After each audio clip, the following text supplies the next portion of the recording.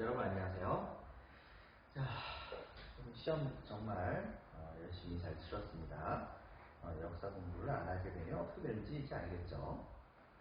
제일 중요한 것은 여러분들은 흐름에 따라가지고서 공부를 하는 것입니다. 때문에 여러분들은 반드시 이걸 명심하세요. 그런가 뭐냐면 여러분들이 알고 있는 단편적인 지식들은 선생님이 깨워줘야 되는 겁니다.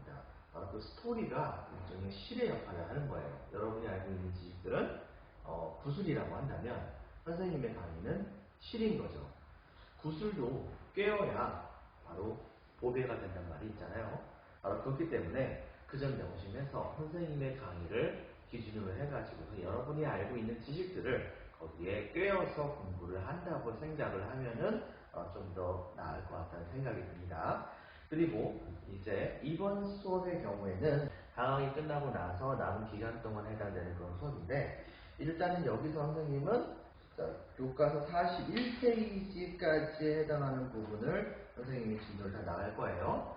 자, 그 다음에 나머지 시간들의 경우에는 바로 조선시대 때에 선생님이 이미 여러분들에게 얘기했었던 것처럼 조선시대의 역사에 대해서 간략하게 프린트로 나가지 않고 교과서로서만 이것을 공부할 것이니까 역사원 뒷부분에 대해서 바로 조선시대에 대한 이제 수업을 진행하는 것이 있을 테니까 그 점 명심해가지고서 여러분들이 미리 역사 교과서를 준비해 주기 바랍니다. 단, 기쁜 소식이 있죠? 바로 TA 노트는 작성하지 않습니다. 이번 수업은요. 교과서는 31페이지에 바로 항일의거를 펼치다에 대한 내용이고, 프린트는 14페이지에 해당이 됩니다. 자, 2번 항일의거를 펼치다. 지난 시간에는 바로 우리나라가 어떻게 망했었는가에 대한 내용과 거기에 더불어서 이제 여러분들이 알고 있는 우리나라의 항일의병전쟁과 관련된 내용에 대해서 이야기를 했었습니다. 그렇다고 한다면 이번 시간에는 바로 이 의병전쟁 이외에도 우리나라가 일제에게 저항을 했었던 방식이 무엇이 있었는가에 대한 내용에 대해서 이야기를 하도록 할게요. 먼저 보면 내용을 보면 다음과 같습니다. 자, 2번 항일의거를 펼치다. 자, 동그라미 1번 1905년 바로 울사조약이 맺렸을 때에 우리나라에 당시에 여러 개에 해당하는 신문사들이 많이 만들어지게 되는 상황이 있었어요. 근데 신문사의 기본적인 그런 그 기능이 바로 뭐냐면은 세상의 소식을 백성들에게 알려주는 거잖아요. 그래가지고서 거기에다 또 한 가지 이 기자가 자신의 생각을 논설로 쓰는 경우가 있었었는데, 당시에 황성신문이라고 하는 그런 신문사에서 바로 장지연이라고 하는 그런 노설위원이 바로 시리아 방송대곡이라고 하는 글을 썼습니다.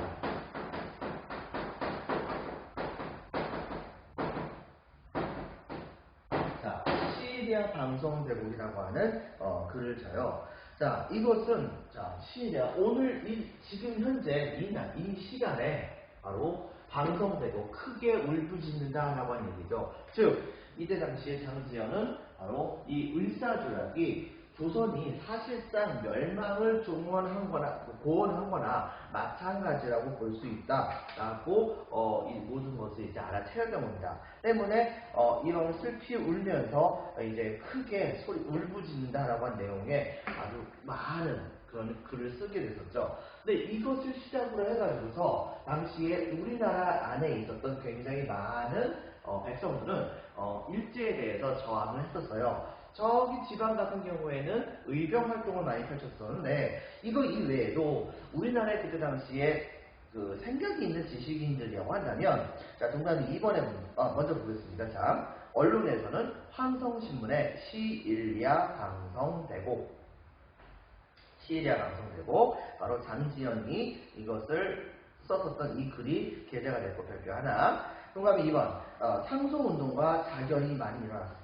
먼저 동그라미 1번에서는 관료와 유생들의 조약 파기 상소가 많이 올라오게 됩니다. 각 지역의 이 관료들과 그 다음에 유생들은 이 조약은 확실하게 부당한 것이기 때문에 절대로 맺어서는 안 됩니다라고 하는 그런 내용의 상소문을 왕에게 계속해서 올리게 됐었죠. 근데 이제 문제는 뭐가 있었냐면, 국왕이 이거를 수용할 수 있는 상황이 아니었었죠. 이미 이제 주변에서는 바로 조선이 이것을 수락을 할 수밖에 없는 상황을 강제적으로 일제가 만든 상황이잖아요. 경복궁을 포위해가지고서 당시에 많은 군들이 몰려와가지고 위협을 하는 과정 중에서 경복궁이 아니죠. 덕수궁에서 바로 이렇게 이제 조약을 맺게 되다 보니까 이런 상소운동은 별 의미가 없었던 겁니다. 때문에 각 지역에서는 이것은 말이 안 된다고 생각했던 많은 사람들이 이런 꼴, 이 더러운 꼴 내가 도무지 못 보겠다 라고 하면서 바로 스스로 자결을 하시는 경우가 되게 많이 있었습니다. 바로 대표적인 분 중에 한 분은 바로 민영환이라고 하는 분이 계셨어요.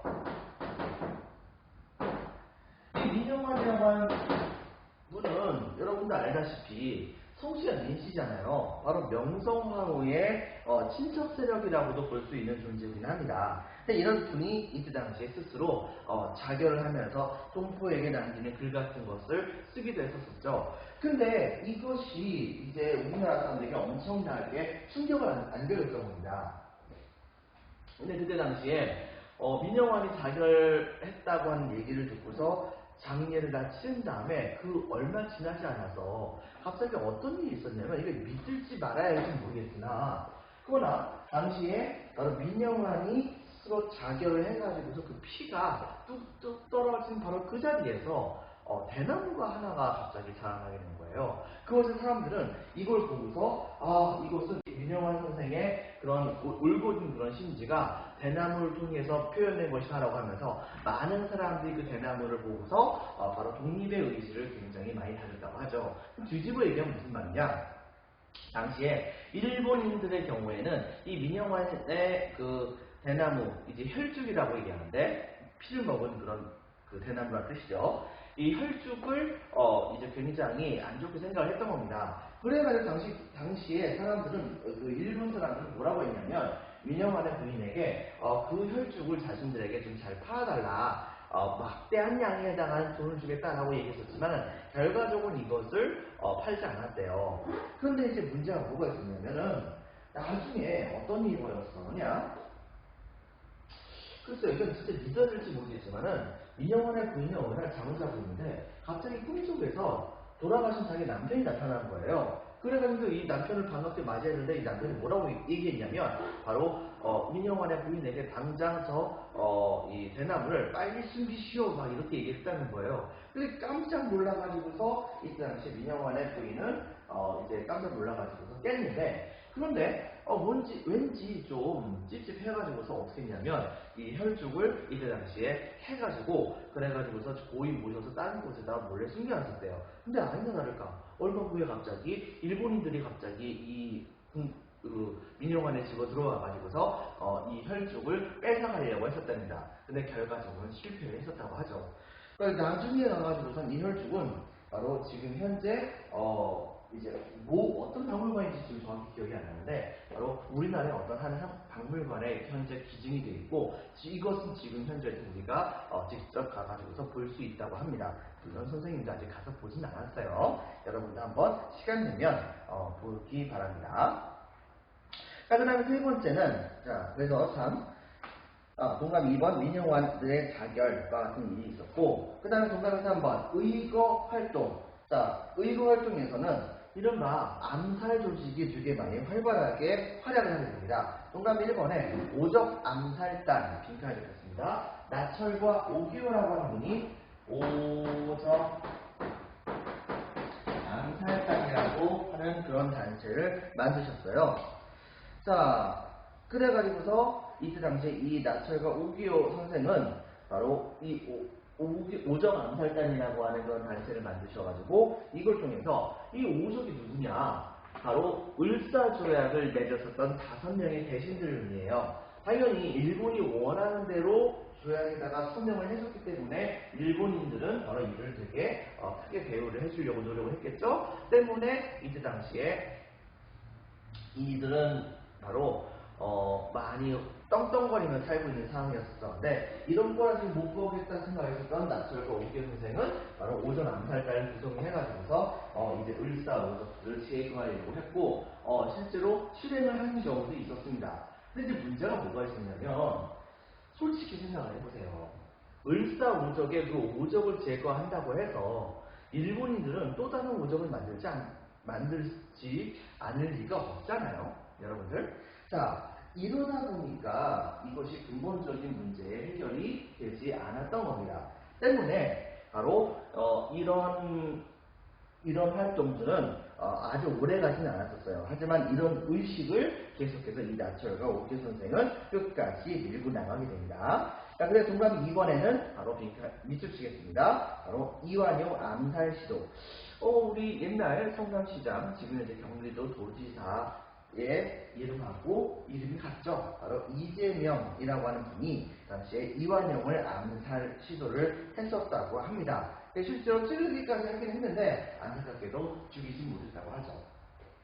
그 다음에 동감이 3번에서는 스티븐슨 사살 사건. 아니 일본인과 싸우고 있는데 왜 난데없이 스티븐슨이라고 하는 사람이 나타나느냐. 이 사람은 누구냐면 여러분들 알다시피 지난번에 선생님이 한번 표를 그려주면서 얘기한 적이 있었을 거예요. 바로 제1차 한일협약 1904년 제2차 한일협약이 을사조약인데 바로 1904년 제1차 한일협약 때에 일본인이 이때 당시에 우리나라에 고문으로서 일본인 이외에 미국인으로서 고문으로 파견했었던 사람이 바로 이 스티븐슨이라고 하는 사람입니다.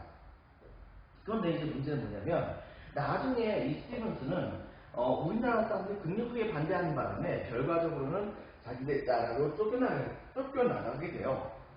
근데 이 문제는 그때 당시에 이 사람이 바로 미국 전역을 돌아다니면서 그러면서 일본이 한국을 지배하는 것은 정말 다행스러운 일이다. 한국의 발전을 위해선 당연한 일이다 라고 하는 식으로 막 선전하고 다닌 거예요. 근데 문제는 뭐냐면 당시에 우리나라 사람들이 일본 사람들에게 좀 속아가지고 그리고 외국 사람들에게 속아가지고서 미국 사람들에게 속아가지고서 미국의 하와이 농장이라든가 이런 곳으로 많이 끌려간 경우가 되게 많았거든요. 거기에서 노예와 같은 삶을 살긴 했었었는데 그 노예와 같은 삶을 산 다음에 바로 미국 시민권이 나온 다음부터는 아예 미국에 정착하는 경우가 되게 많았어요. 일부는 하와이에서 살았었고 굉장히 많은 사람들은 당시에 아예 하와이를 떠나서 미국 본토로 가가지고 사는 경우가 되게 많았습니다. 그 과정 중에서 이제 우리나라 사람들이 많이 정착했던 도시가 바로 로스앤젤레스, LA라고 볼 수 있겠죠. 근데 문제는 뭐냐면 이런 지역에 바로 한인들의 사회가 구성되고 있던 상황이었는데 그런데 문제는 뭐냐? 그런 앞에서 스티븐슨을 돌아다니면서 일본이 한국을 지배하는 것은 바로 조선에게도 굉장히 다행스러운 일입니다. 뭐 이런 식의 강연을 하고 다니니까 열받잖아요. 그래가지고서 미국의 시민권자였던 한인들이 바로 스티븐슨에게 편지를 보내가지고서 절대 그런 식의 강연을 하지 말라고 얘기를 했습니다. 그런데 문제는 뭐냐? 스티븐슨은 자신의 신념을 굽히지 않겠다고 얘기했던 거예요. 결과적으로 어떻게 벌어지냐면 바로 이때 당시에 여기 보이다시피 전명훈이라든가 장인과 같은 그런 분들은 바로 이 스티븐슨을 제거하기 위해서 이 두 분 서로 모르는 분입니다. 근데 한 날 한시에 갑작스럽게 스티븐슨을 딱 만나가지고서 스티븐슨에게 총을 쏩니다. 근데 이게 누가 누군지 정확히 선생님 기억이 안 나요. 근데 이 중에서 한 분이 스티븐슨을 빵 하고 쐈는데 그런데 문제는 스티븐슨이 이것이 좀 빗맞았어요. 근데 하필이면 이 총알이 바로 또 다른 이 스티븐슨을 사살하기 위해서 오셨던 또 다른 이제 한 명을 이제 명중하게 되는 사태가 벌어진 거예요. 근데 그분이 쓰러지시면서 이 당시에 스티븐슨을 다시 한번 빵하고 쐈어요. 결과적으로 그 총알 맞고서 스티븐슨은 즉사합니다.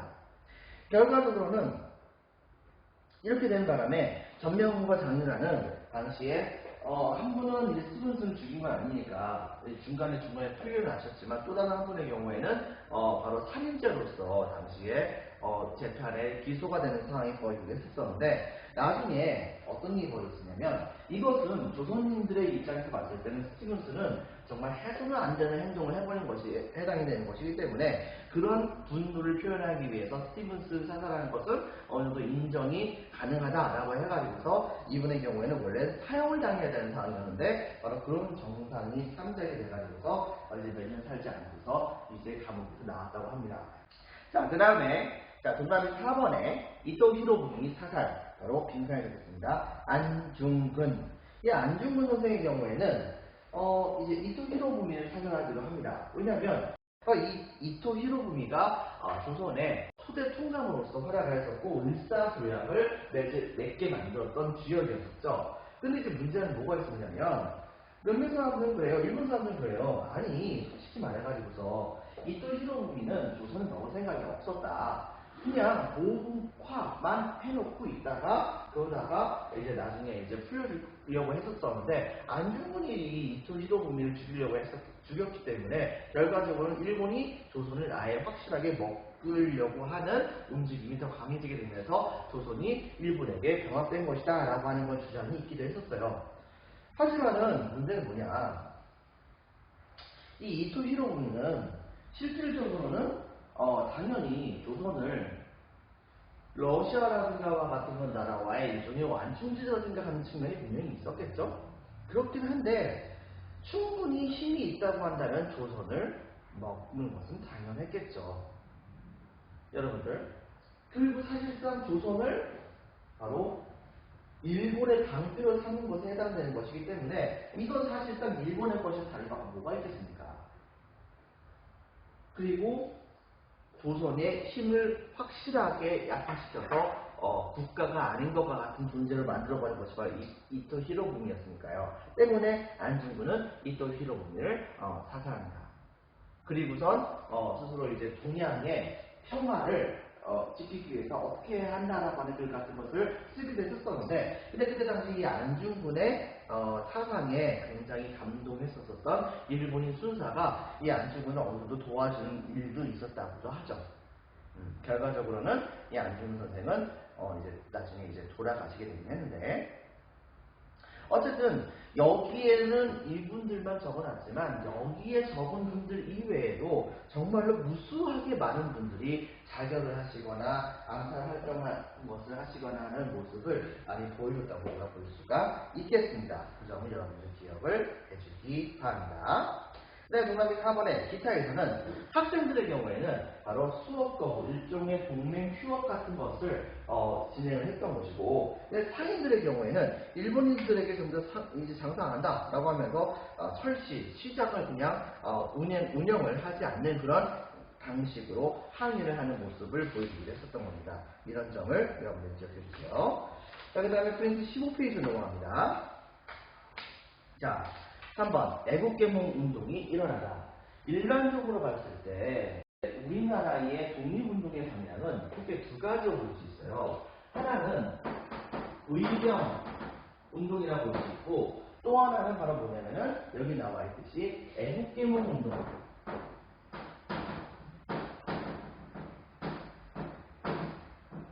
운동 계열이라고 보면 되겠습니다.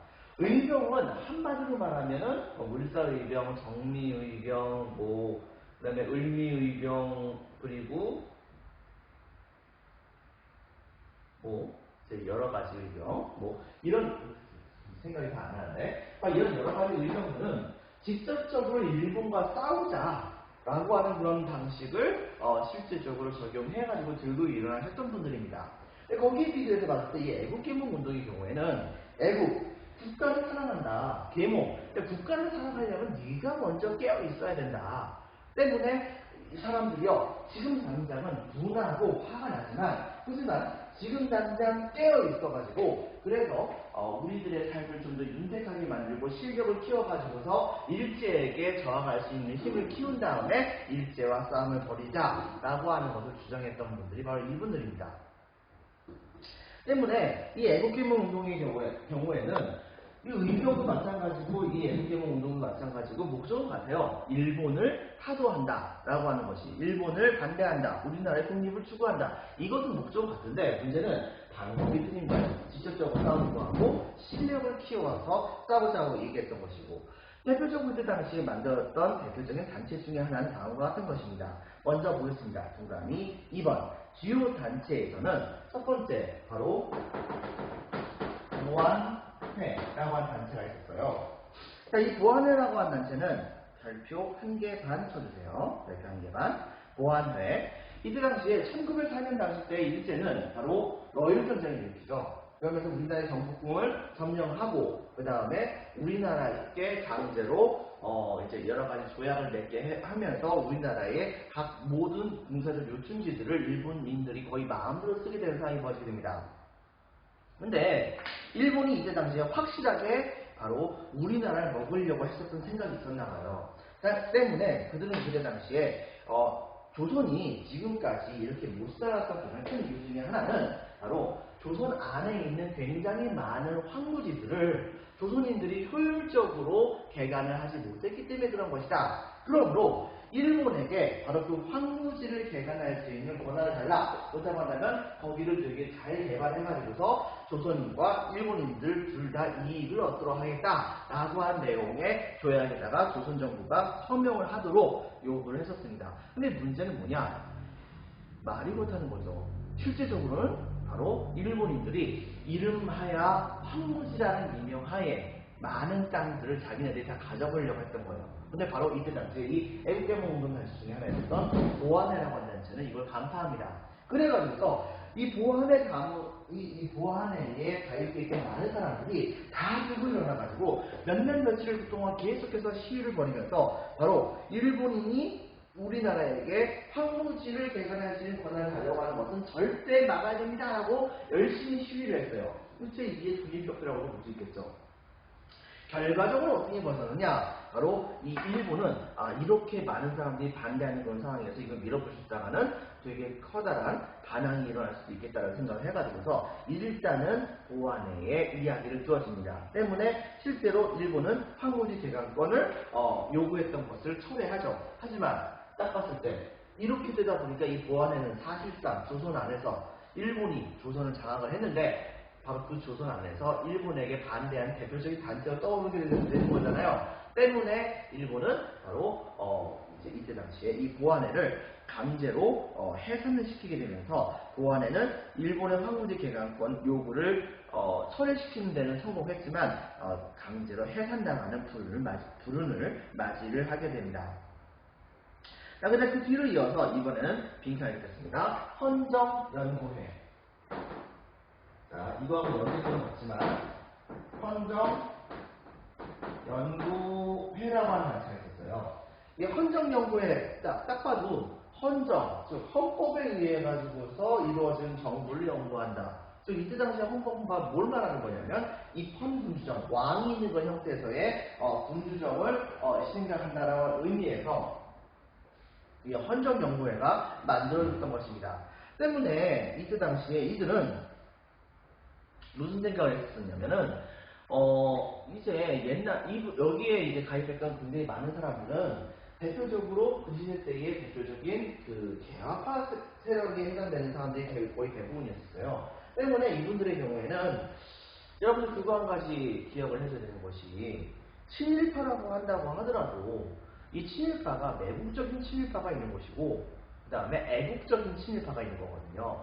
우리나라를 일본에게 팔아먹기 위한 친일파가 있는 건 당연하겠지만 그거 말고 우리나라가 발전하기 위해서는 일본과 친해야 된다라고 진짜 그렇게 순수하게 생각했던 사람이 정말 많았던 거예요. 이런 사람들이 중심이 돼가지고서 이때 당시에 이 헌정연구회를 만들었고 그리고 바로 일본의 입장에서는 바로 이런 사람들이 세력을 확대해 나가게 된다고 한다면은 일본이 쉽게 조선을 먹을 수 있을 거라고 생각을 해가지고서 이 헌정연구회를 어느 정도 이용해 먹은 경험이 있기도 합니다. 실제로 이들은 뭘 하게 됐었냐면 당시에 고종이 무산시켰었던 농담 1번 의회를 설립을 하자라고 하는 걸 주장했고 이 의회 설립을 통해 가지고서 빈칸이 됐습니다. 입헌군주제.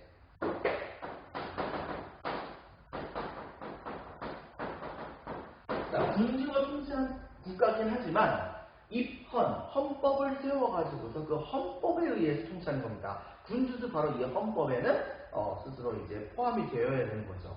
결과적으로 이런 형태의 국가를 구성하는 것을 목표로 해가지고서 국민들에게 많은 그런 쪽과 관련된 계몽운동을 활발하게 활약을 했었다 볼 수 있겠죠. 하지만 나중에 가서는 일제는 바로 이 헌정연구회가 처음에는 일본이 조선에 대해서 이제 간섭하는 것을 이제 그다지 나쁘게 생각하지 않았기 때문에 일부도 어떤 면에서 좀 지원해준 면이 있었었는데 나중에 가가지고서 이 헌정정부의 진짜 목적은 조선의 독립이지 일본의 식민지가 되는 게 아니잖아요. 그러다 보니까 나중에는 이 일제는 바로 이 헌정정부를 탄압해서 나중에 해산시키게 됩니다.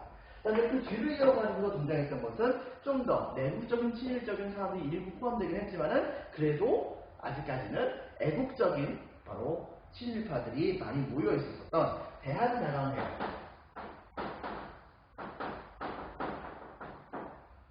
자, 대한자강회라고 하는 단체가 만들어집니다. 자, 정답 1번. 이 대한자강회의 경우에는 우리나라가 독립을 하기 위해선 정답 1번. 교육, 지능과 산업을 육성시켜야 된다라고 하는 것을 주장하게 됩니다. 즉, 교육을 많이 하게 됨으로써 많은 사람들이 깨어있게 되고, 두 번째는 바로 그런 사람들이 모여가지고서 산업을 육성시켜가지고서 우리나라를 부강하게 만든 다음에 바로 차근차근 우리나라의 독립을 한번 밟아보자 라고 하는 것을 목표로 삼았던 단체가 바로 이것이라고 볼 수 있겠어요. 하지만 이 단체의 경우에도 정답 2번 1907년 당시 때에 잘 알다시피 바로 고종이 피해를 당하시죠. 그리고 이른바 정미 7조약이라고 하는 조약을 혹은 한일 신호약이라고도 하죠. 바로 이 정미 7조약을 내는 과정 중에서 고종이 퇴위를 하게 되자 결과적으로는 이들의 목적은 이 펀드제를 만드는 것인데 일본이 바로 그 고종을 강제로 퇴위를 시킨다는 것 자체가 말이 안 되는 거잖아요. 그렇기 때문에 이거에 대해서 바로 반대를 하다가 일제의 탄압을 받아가지고서 이제 없어지게 됩니다. 그 뒤를 이어서는 이제 대한협회와 같은 단체가 만들어지기도 하지만 이때부터는 이제 애국이 아니라 사실상 매국의 방식으로 바뀌게 되었다고 우리가 찾아볼 수 있겠습니다. 근데 이들과는 또 결이 다른 그런 또 하나의 단체가 하나 등장하는데요. 무슨 말이냐면 바로 신민회라고 하는 존재입니다. 여러분들 이 신민회라고 하는 단체 같은 경우에는 되게 독특한 것이 있는데요. 이제 우리나라의 독립운동사에서 봤을 때 되게 이제 많이 활발하게 등장하신 분들이 여기서 등장하게 된다 볼 수 있겠죠. 대표적인 분 중에 한 분은 자, 신민회 조금 중요합니다. 별표 2개 반. 자, 설립은 안창호 선생, 우리나라의 대표적인 독립운동가 중에 한 분이죠. 양리타, 그 다음에 단재 신세호 선생, 그리고 이승훈과 같은 그런 분들이 바로 여기서 활약을 하게 됩니다. 근데 이분들은 겉으로는 되게 평화롭고, 그 다음에 애국 계몽 운동을 중요시하는 단체로서 적들과 일본인들과 싸움을 하고 이런 것에 대한 그런 주장 같은 걸 별로 하지 않았었어요. 그런데 알고 봤더니 이게 다 위장이었던 겁니다. 여러분들 바로 그것은 뭐냐, 이분들은 빈칸에 넣겠습니다. 비밀 결사. 비밀스럽게 결사 단체를 만든 거예요.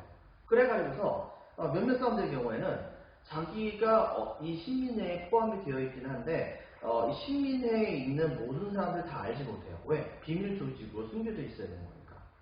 여러분들 이런 형태로 해가지고서 일제에게 조직적으로 활발하게 항일 운동을 벌이게 되는 모습을 보여주게 됩니다. 첫 번째, 이분들의 경우에는 정답 1번 특징입니다. 바로 항일 비밀결사 조직을 조직합니다. 그래서 일제에게 항일할 수 있는, 즉 일제에게 저항을 할 수 있는 비밀결사 조직을 한 다음에 그다음 정답 2번, 여기서 되게 독특한 것이 있어요. 2단계까지만 하더라도 이 애국계몽운동은 왕정에 대한 꿈을 포기하지 않았습니다. 그런데 이 신민회부터는 본격적으로 뭘 하게 됐느냐면 바로 문화정을 채우자고 얘기했던 거예요. 즉 국왕이 사실상 국가의 통치를 놔버린 거나 마찬가지이기 때문에 이제는 국민들이 국가를 다시 지켜나가야 된다라고 하는 것을 주장하게 되면서 이른바 공화정을 주장하게 되었다고 볼 수 있겠습니다.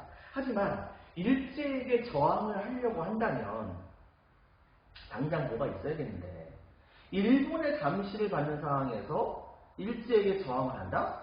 쉬운 일은 아니잖아요.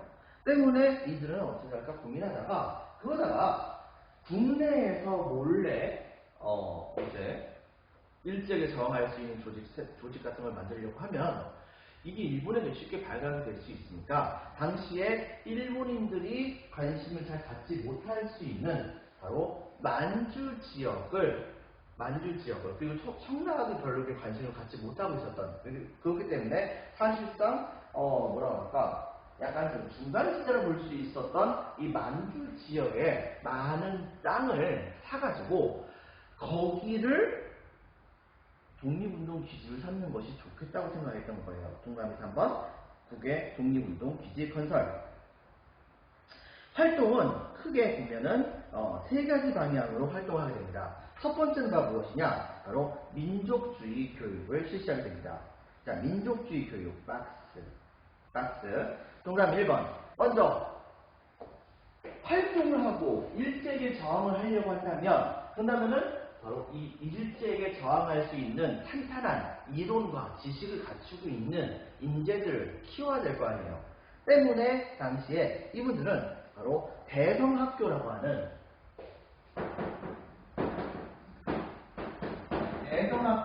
학교를 만듭니다. 대성학교라고 하는 학교를 만들어요. 또한 평양에다가 대성학교라고 하는 학교를 만들고 동그라미 2번에서는 오산학교, 경기도 오산이 아닙니다. 정주라고 하는 곳에 오산학교라고 하는 학교를 만듭니다. 그렇게 해가지고서 여기서 공부하는 각 학생들에게 민족주의 방식의 교육을 열심히 시키죠. 그 다음에 동그라미 3번.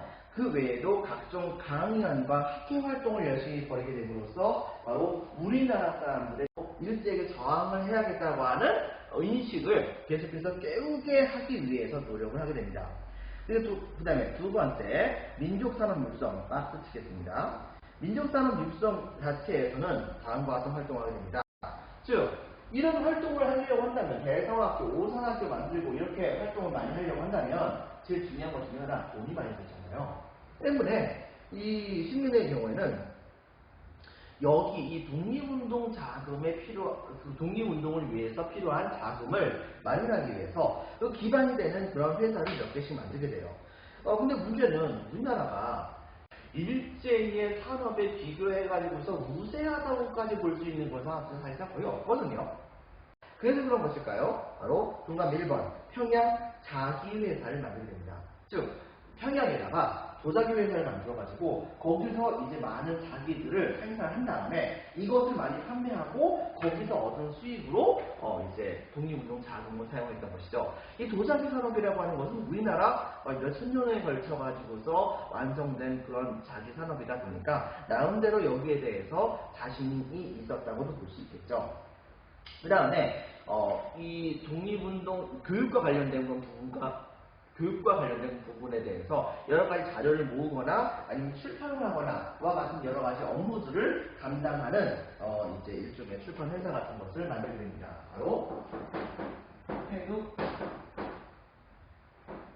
서장 도서관이라고 할까요? 아니면 이제 출판사라고 해야 될까요? 바로 이런 태극서관이라고 하는 그런 이제 회사를 만들어 가지고서 이걸 통해서 민족 산업을 육성하는 모습을 보여주게 됩니다. 그리고 겉으로 보이기에는 이런 모습을 보여줬어요. 하지만 실제적으로는 거기에서 얻은 돈과 그 다음에 거기에 소속되어 있는 회원들의 돈을 모아가지고서 독립운동 기지를 만들었는데요. 동그라미 1번 만주에 빈칸을 쓰겠습니다. 삼원호. 이 삼원호라고 하는 데다가 커다랗게 땅을 사요. 땅을 딱 판 다음에 일제가 바로 남한 대토벌 작전을 통해 가지고서 의정들을 많이 소탕을 하죠. 이렇게 되다 보니까 더 이상 국내에서 일본군과 싸울 그런 자신을 잃어버렸던 많은 의병들은 자신의 의지를 계속해서 지켜나가기 위해서는 이 당장의 일본인들을 피할 장소가 필요했던 겁니다. 근데 바로 이 신민회가 암암리의 의병들을 도와줘요. 그래가지고서 이때 당시에 많은 의병들이 일본을 피해서 일제 탄압을 피해서 만주로 도망가는데 바로 그 도망간 이 의병들이 정착할 수 있는 땅을 이 신민회가 마련해주게 된 겁니다. 만주 3원부라고 하는 곳에. 그래가지고서 이회영 선생과 같은 그런 분들, 이회영과 이제 이회영의 형제들과 같은 그런 분들이 거기다 많은 그런 돈을 투자해가지고서 땅을 산 다음에 거기다가 한인촌을 아예 만들어버렸고요.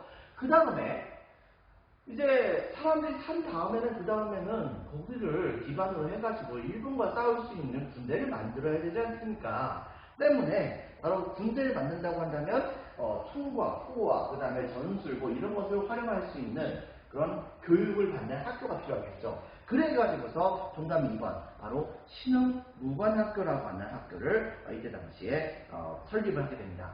처음에는 신흥학교였어요. 그러다가 나중에 전문적으로 일제와 싸울 수 있는 독립군을 양성하기 위해서 이 이름을 바꿔서 신흥무관학교라고 이름을 짓게 됐죠. 이 신흥무관학교가 나중에 변해서 바로 국내로 들어온 다음에 지금 현재의 바로 경희대학교의 원조가 된다고 볼 수 있겠습니다. 자, 이런 점을 여러분 기억해주고, 이렇게 해서 이제 활약을 했었던 신민회는 1910년 우리나라가 망하고 나서도 활약을 계속해서 했습니다. 그런데 나중에 바로 일제가 이 신민회가 비밀교사 조직이고 그 다음에 독립운동을 암암리에 지원한다는 것을 알아차렸어요. 근데 문제는 뭐냐면 이것을 알아차리기는 했는데 적합한 증거를 제대로 찾지 못한 거예요. 근데 당시에 안중근의 동생이셨던 한 분이 안명분이라고 그분이 조선 총독을 암살을 하려고 자금을 모으려고 했다가 실패한 사건이 하나 터졌어요. 그래가지고서 이때 당시에 일제는 바로 안중근 선생의 동생을 잡아들였거든요. 근데 문제는 뭐냐면 그렇게 잡아들인 과정 중에서 바로 일제가 여기서 머리를 쓴 겁니다. 즉 전혀 관계는 없었었는데 이 당시에 신민의 사람들을 바로 이 안중근의 동생분이 일본 총독을 암살하려고 했었던 거니까 총독 암살 사건의 이 배후에 신민회가 있다라는 식으로 조작을 해버린 거예요. 그래가지고 이제 신민회에 해당하는 그런 사람들이라고 의심되는 사람들을 대거 체포하게 됩니다. 그 사람들의 숫자가 무려 105명이에요. 그래가지고 이 사건을 일으켜서 우리가 뭐가 보냐면 105인 사건이라고 얘기하죠. 105인 사건. 근데 신민회 회원들이 대부분 다 여기서 잡히게 되는데 이렇게 잡히게 되면서 나중에 이제 불합리하게 처벌받게 되는 분들이 계셨겠죠. 바로 이런 과정 중에서 그만 신민회가 사실상 해산을 당하게 됩니다. 정말 안타깝다고 볼 수 있는 것이겠죠. 오른쪽에 적혀 있네요. 안명훈이라고요. 사촌이었었던. 자, 그 다음에 또 한 가지 보겠습니다. 자, 별표 1개 반. 바로 국채 보상운동. 당시 일본은 어떤 행동을 했었냐면, 우리나라가 일본에게 바로 이제 을사조약을 맺어가지고서 이제 아무 말도 하지 못하는 그런 상황에서 일본은 우리나라 안에서 살고 있는 일본인들의 편의를 받을 필요가 있잖아요. 그런데 자기네들 돈을 쓰는 것이 너무 아까운 겁니다. 그래서 그런 것일까요? 당시에 어떻게 했었냐면 이 대한제국 정부를 강제로 움직여가지고 대한제국 정부가 바로 일본에게서부터 정말 막대한 양에 해당하는 돈을 빌려오도록 하게 합니다. 여러분들 빌려오게 하게 되는데 그것이 그 돈이 어디다가 쓰이게 되냐면 바로 우리나라 싸움을 위해서 쓰였다고 하면 크게 상관이 없는데 대체로 본다고 한다면은 각 지역에 신장 새로운 이제 길도 깔리고 신식 집도 만들어지고 뭐 여러 가지 건축물이 만들어지고 했는데 그 돈들의 자금들은 전부 다 이 대한제국 일본에게서 빌린 돈이에요. 그런데 문제는 뭐냐? 바로 그 시설물들을 사용하는 사람들이 거의 대부분 다 일본인이었어요. 그래가지고 여러분들 일본인을 위해 가지고서 돈을 쓴다고 한다면 일본 사람들 돈을 써야지 왜 우리나라 사람들 돈을 쓰게 되냐고요. 당연히 보면 그거에 대해서 대한민국이 일본에게 항의를 해야 되잖아요. 근데 이건 외교 관계잖아요. 근데 문제는 뭐냐? 1905년 무슨 조약이었습니까? 바로 을사조약이죠. 이 을사조약 때문에 대한민국은 일본에게 아무 말도 하지 못합니다. 그러니까 일본은 계속해서 자기네들의 그런 돈을 너무 많이 사용해요. 대한민국 정부가 계속해서 빌리게 만든 거예요. 그렇게 해가지고 빌린 돈이 사실상 나중에 가서는 대한제국 거의 1년 예산치에 해당하는 돈을 빌리게 만듭니다. 자, 이런 상황이 되게 되자 우리나라 사람들이 여기에 대해서 겁을 먹게 된 거예요. 왜냐하면 결과적으로는 이렇게 우리나라가 일본에게 돈을 많이 빌리고 이것을 갚지 못하게 된다고 한다면 결과적으로 우리나라는 일본에게 바로 그대로 빚으로 인해 가지고서 먹히게 되지 않겠는가라고 하는 생각을 갖게 됐던 겁니다. 그래가지고서 자, 별표한개발 국제보상운동에서는 자, 일제가 대한제국에게 강제로 빈칸을 됐습니다. 차관. 여기서 말하는 차관은 국가가 국가에게 돈을 빌리는 것을 말하는 겁니다. 국가가 국가에게 돈을 빌리는 것을 말해요. 차관을 제공. 자, 그래서 이것 때문에 바로 우리나라가 일제에게 빚으로 인해 가지고 넘어가는 것을 우려했었던 대구 지역의 서상동 선생과 그 다음에 김광재 선생이 중심이 되고 그 다음에 그 시대 때에 우리나라에서 가장 인기가 많이 있었던 신문사가 바로 대한매일신보라고 하는 건 신문사인데 이 대한매일신보의 실질적인 사장이었었지만 진짜 사장은 아니고요. 실질적인 사장이었었지만은 그냥 거기에서 그냥 일을 했었던 바로 아까 전에 이게 나오고 있었죠. 신문에서 나왔었죠. 바로 이 양기탁이라고 하는 분이 중심이 돼가지고 바로 이 일제가 대한제국에게 빌려줬었던 이 차관을 국민들이 성금을 모아서 갚고 그리고 나서 국권을 지키자라고 하는 운동을 벌이게 됐던 겁니다. 그때 당시에 일본은 오히려 이 운동을 지원해줍니다. 왜 지원해줬을까요? 여러분들 그것은 바로 뭐냐면 우리나라가 진짜 그 많은 돈을 모금할 거라고 전혀 생각하지 않았기 때문이에요.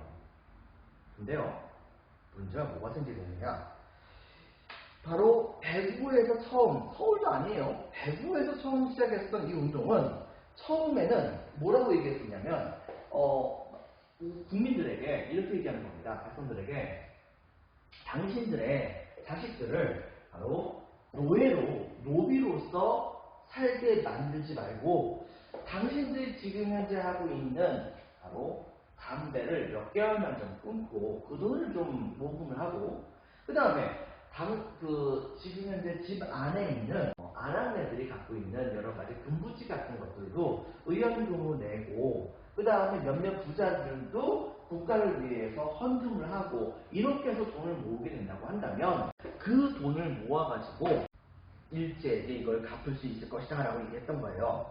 그리고 술도 마시지 말자고 얘기를 했었던 거죠. 자, 이렇게 해가지고서 돈을 모으기 시작을 했는데 이게 처음에는 1원, 2원, 그때 당시 대한제국의 1년 예산이 한 1,300만 원인가? 그 정도 됐던 것으로 알고 있는데 그런데 그때 당시에 이제 기부가 됐었던 건 돈들이 1원, 2원 이렇게 모였는데 근데 몇 주 지나서 보니까 이게 1원, 2원에서 10원, 20원 그 다음에 거기다가 이게 100원, 200원 거기다가 1,000원, 2,000원 거기다가 만원, 2만원 그런 식으로 이제 점점 이것이 많아지게 되다가 나중에 몇십만원 수준까지 가게 되고 그다음에 몇백만원 수준까지 가게 되는 거예요. 이렇게 되다 보니까 이게 전국으로 퍼져나가게 되면서 이것이 잘못하면은 반일 운동으로 변질될 수 있겠구나라고 하는 것을 깨닫게 된 거죠. 일종의 위기에 빠졌다고 생각을 한 겁니다. 그래가지고서 이것을 어떻게 중단시킬까 하고 고민했었어요. 하지만 자기네들이 열심히 이것을 하라고 이렇게 얘기했던 건데 이걸 또 중단시킨다는 거 얼마나 무서워요. 그래가지고서 어떻게 고민하다가 한 가지 꾀를 냅니다. 어느 날 갑자기 바로 대한매일신보의 양기탁이 체포가 돼요. 근데 체포했었던 내용이 뭐냐면 양기탁이 국제보상운동에서 모금되었었던 돈 중에 일부를 자기가 챙겼다라고 하는 죄명으로 이 양기탁을 체포를 한 겁니다. 이렇게 하니까 갑자기 들불처럼 터져나가고 있었던 이 국제보상운동이 갑작스럽게 인기가 확 하고 사그라들게 됐던 거예요. 왜냐하면 이 사람들이 생각하기에 이렇게 돈을 모아가지고서 국채를 갚고 우리 자식들을 바로 노비의 상태에서 벗어나게 만드는 것이 중요하다고 생각했던 백성들이었는데 그런데 양기탁이 이걸 횡령했다고? 그렇다고 한다면 내가 지금까지 모아줬던 그 돈은 양기탁이 다 먹었다는 거 아니야? 그렇다고 한다면 우리가 굳이 이것을 모을 필요가 뭐가 있겠는가? 라고 생각하면서 이 당시에 이 돈을 공적적으로 내지 않게 됩니다. 그렇게 해가지고서 국채보상운동에 열기가 확 사그러졌거든요. 근데 이제 나중에 여기서 또 기가 막힌 게 뭐냐면 얼마 후에 양기탁이 풀려났어요. 혐의 없음. 여러분들 이게 뭡니까? 바로 일본은 이런 식으로 우리나라 사람들을 가지고 놀았던 겁니다. 여러분들 이런 점을 여러분들이 같이 기억을 해주기 바랍니다. 그래서 과정에서는 대구에서 시작 밑줄 그리고 애국개몽운동단체와 언론의 참여로 밑줄 칩니다. 전국으로 확산 밑줄 동감 1번 금주를 통한 헌금 동감 2번 폐물 헌납 동감 3번 각종 모금 등 하지만 맨 마지막에 일제가 양기탁을 구속하는 등의 탄압을 통해 이것이 중단이 되게 되었다라고 하는 것을 여러분들이 기억을 해주기 바랍니다. 자, 여러분들 오늘은 여기까지 하는 것으로 하겠습니다. 감사합니다.